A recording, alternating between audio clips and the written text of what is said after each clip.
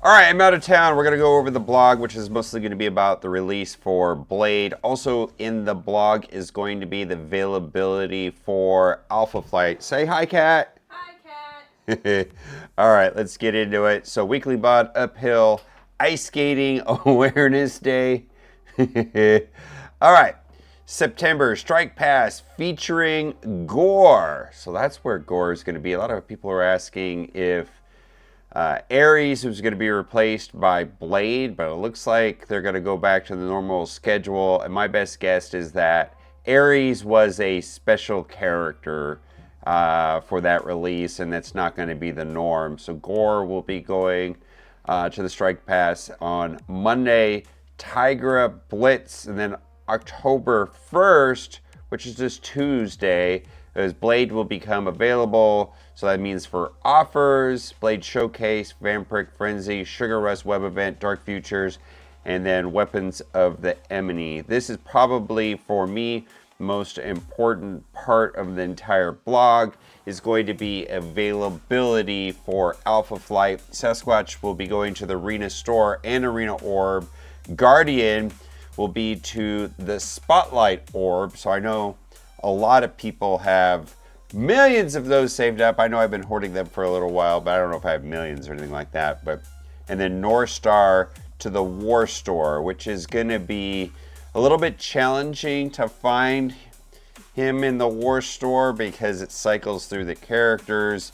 But it is what it is. So we'll get through it. Blade enters the fray soon. Add more bite to your Night Stalker squad in Mystic Raid lanes, as well as Alliance War. And the Cosmic Crucible battles where Blade emerges from the shadows for battle. On October 1st, sends enemies 6 feet under with attacks that ignore defense up, apply defense down, and prevent revive with this. Not going to say that. But anyways, my initial thoughts about the Night Stalkers team is, yeah, it's a raid team, but most of the team have few call-outs specific to raid or even the other Night Stalkers. So it does feel kind of, I don't know, I don't really like to use this word because it means different things to different people, but it kind of feels like plug and play to a certain degree. Now, the one part that I do not like about Blade, and we don't have any information on how it's going to work, is that a lot of his good abilities are awakened abilities, so we don't know if they're going to be through passes or events or just straight up to buy.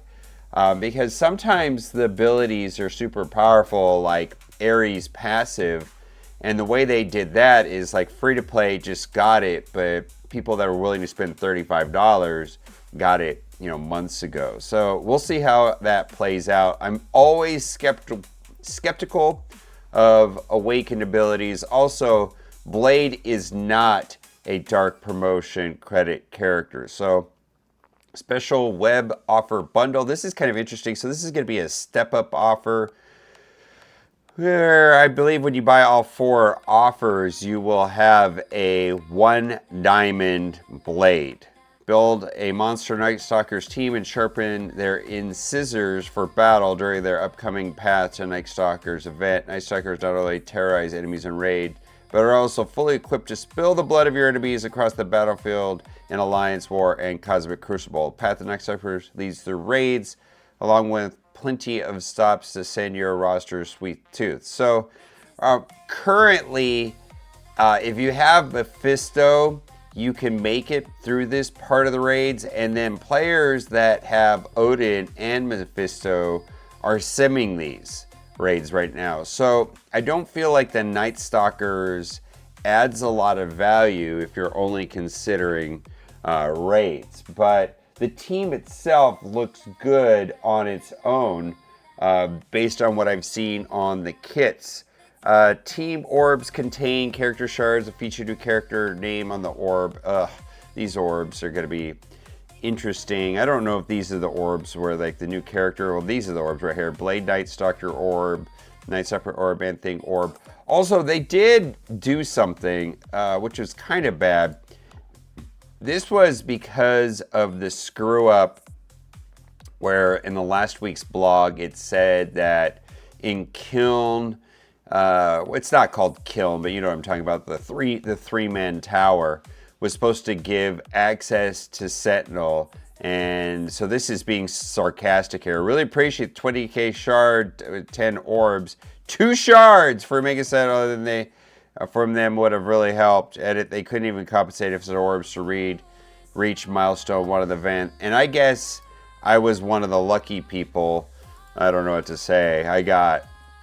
This doesn't happen very often. Last time I've had a big pop like this goes back to Shuri Black Panther. So maybe you got lucky. I don't know. So it's just the way it goes sometimes. Let's go back to the blog and read up on the rest of the Blade events. All right, where to find orbs, raid participation, streak surge milestones, vampires versus zombies event. I know in the data mines there's all these vampires, so I wonder how that's going to work out. Candy store, and I typically like stores. Stores kind of just give me the option to do what I want with it. All right, just in time for Halloween is the candy store.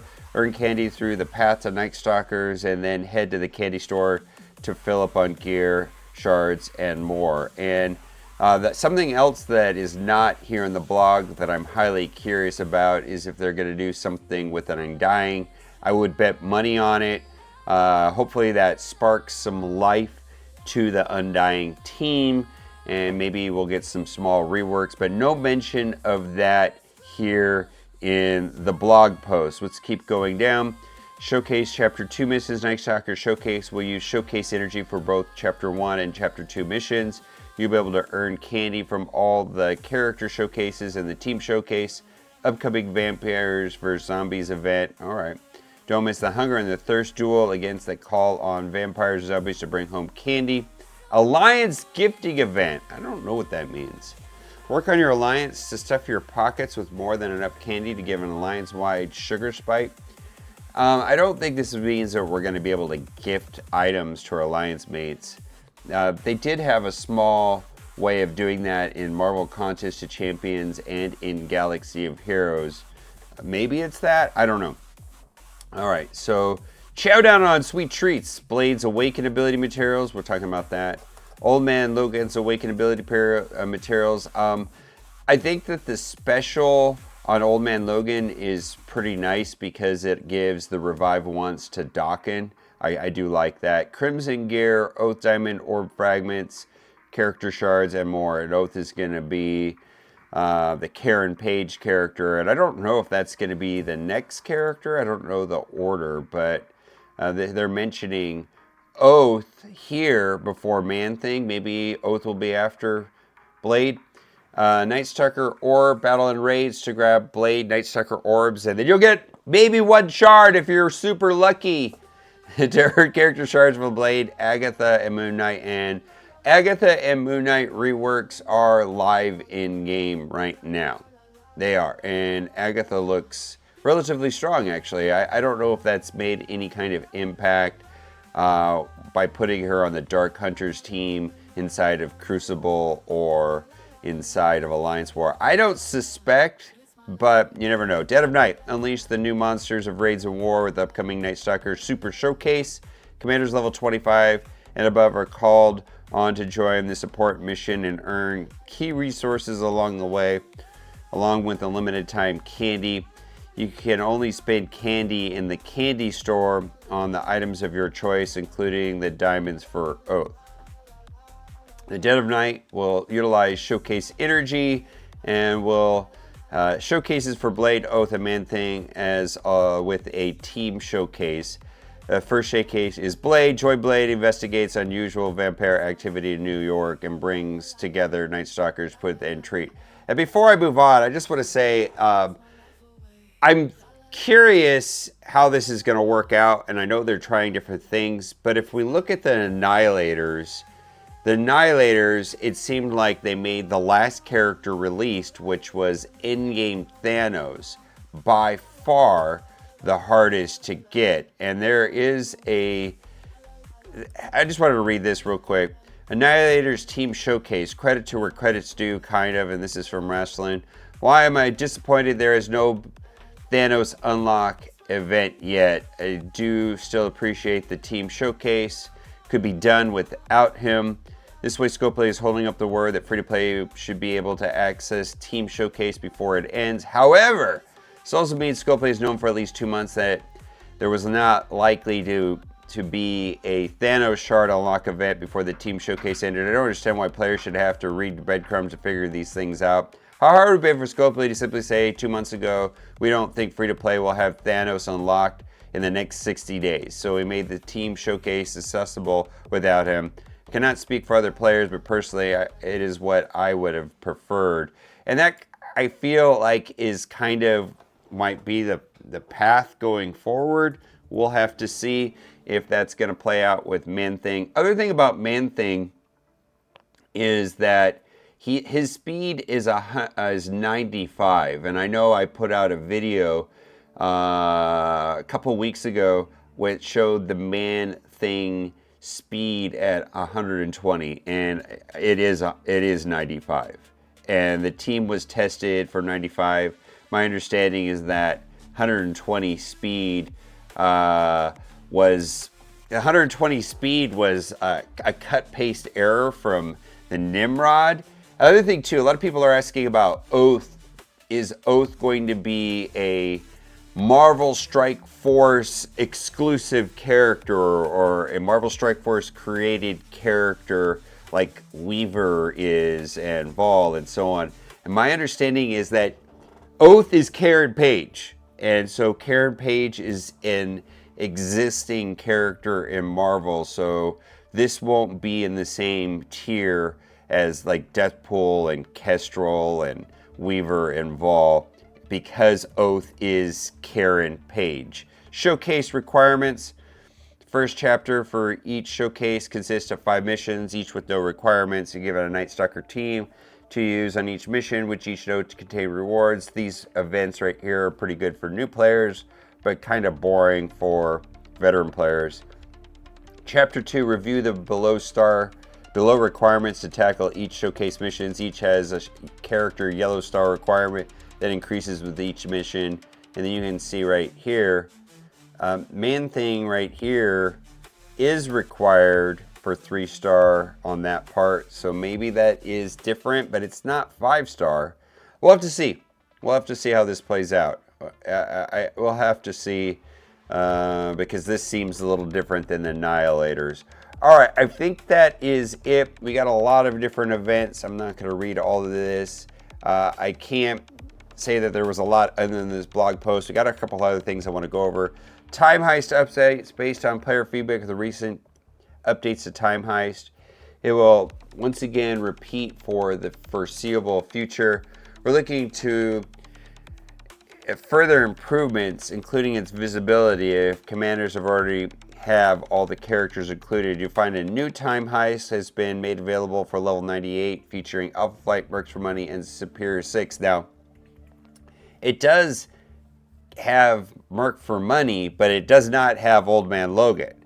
And so this is, I think, $50 offer, and it looks like they're relatively new characters in there for level 98. Before, it was the last one was offered was for 95. Orcus Assembly, we're just going to skip all of that. Now, there was a couple other things I wanted to go over before we finish up the video. This is a infographic from Bendable Straws, which shows Oath, Moon Knight, Blade, Agatha, and Man-Thing's unique. As far as ISO suggestions, I'm a big fan of all of those there. I did change Agatha and Moon Knight over from Skirmisher, as they've been historically, over to Raider.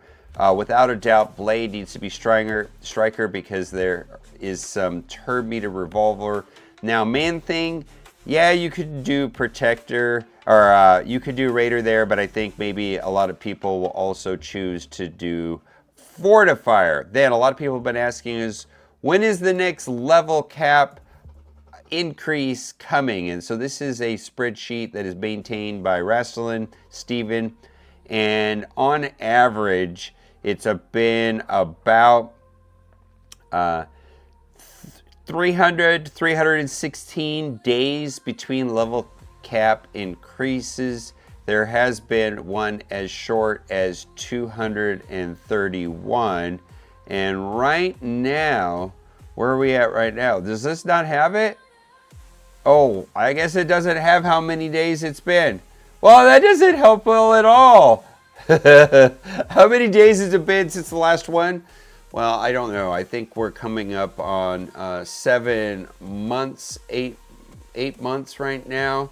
8 months times 2 is 240 days. I don't know if that's the year on this or it's 231 days since the last update. So I guess it is all there and it is super helpful. I think that means that it is not anytime soon. Looks like the shortest one before that was 286. Okay. And I think we have one other thing to finish. My thoughts are not as organized because I am out of town. Come on, Scopely, where is the PC client? I've seen this a couple times, and my feeling is that this is not because of lack of interest, because of Scopely. This is not because of lack of ability for Scopely. My understanding is that this is for issues outside of Scopely's hands. So we'll have to see if they can get that resolved or not, but that it's not tied to their ability or their interest in doing so. A couple of the comments here is like BlueStacks. I don't use BlueStacks. I did use BlueStacks for a long time. I switched over to LD Player maybe like 18 months ago, but yeah, I'd say BlueStacks or LD Player are going to be the two choices that work the best. All right, well, that is all for today. Let me know what you think in the comment section. And as always, thanks for watching. Bye for now.